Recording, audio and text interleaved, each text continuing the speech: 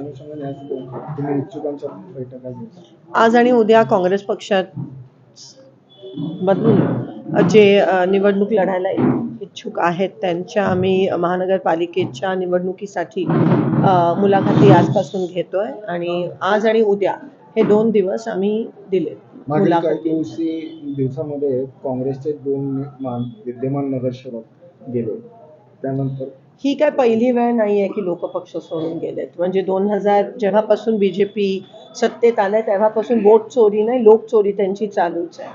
आणि मला या गोष्टीचं आश्चर्य वाटतोय की केंद्रात आणि राज्यात त्यांची सत्ता असूनही, अमाप पैसे असूनही, साम दाम दंड सगळे असूनही त्यांना नगरसेवक साठी उमेदवार मिळत नाहीत, ही आश्चर्याची बाब आहे. आणि त्यांना काँग्रेसचे उमेदवार पळून घेऊन जावे लागतात, ही मला कीव येते आणि आश्चर्यचकित मी त्यावर येते की त्यांना आमचे उमेदवार लागतात. सत्तेत असताना सुद्धा त्यांच्याकडे उमेदवार नाही आहेत. ही अतिशय लाजिरवाणी बाब आहे त्यांच्यासाठी.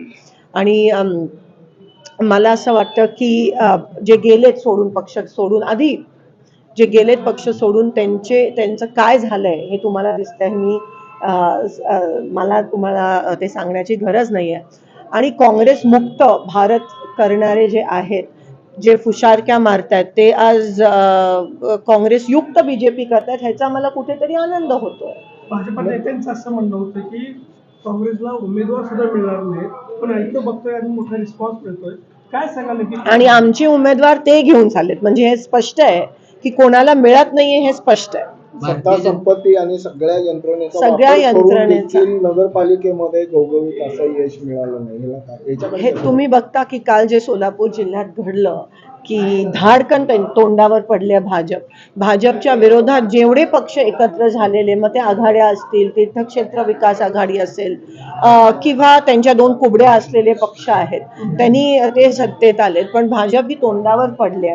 एक अहंकार जो आहे तो लोकांना बरोबर कळत असतो. जसं मी म्हणाली, जे पक्ष सोडून जातात त्यांची काय परिस्थिती दुसऱ्या पक्षात झाली आहे, सोलापूरच घ्या तुम्ही.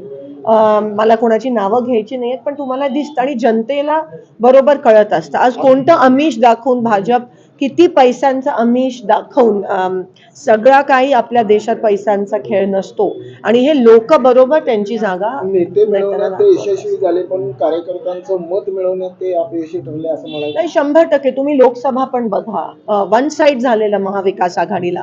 त्याच्यानंतर मशिनरी आणि मनी, ह्या सगळ्या गोष्टीचा वापर करून ते सत्तेत आले. ती काय विधानसभा निवडणूक भाजप सत्तेत आली नाही, ते वोट चोरी, लोक चोरीच्या माध्यमातून हे सगळे फेक निवडून आलेले खरं तर आमदार आहेत. आणि त्याच्यानंतर तुम्ही बिहार बघा, बिहारचं उदाहरण घ्या, सगळीकडे आपल्याला हे दिसून येतं.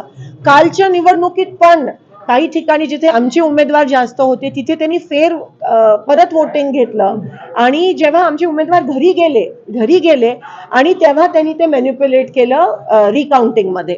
आणि म्हणून तुम्हाला, आणि मग तिथे त्यांचे 2+, 3+, म्हणजे कशा पद्धतीत हे करता तुम्ही बघा. प्रशासन पण पूर्णपणे त्यांच्या दबावाखाली आहे. मी म्हणत नाही, कारण का आपले ऑफिसर्स हे चांगले आहेत सगळे, पण दबाव एवढा प्रचंड आहे की त्यांना सकम व्हावं लागतं, त्यांना त्यांच्या ह्याच्यात काम करावं लागतं. मुंबईनंतर सोलापूरमध्ये महाविकास आघाडी होईल का, आणि झालीच तर सोलापुरात आम्ही भाजप विरोधी जेवढे आहेत पक्ष, त्यांच्या सोबत एकत्र येऊन आम्ही ह्या ठिकाणी महानगरपालिका लढत आहोत. काल आमची मीटिंग झाली.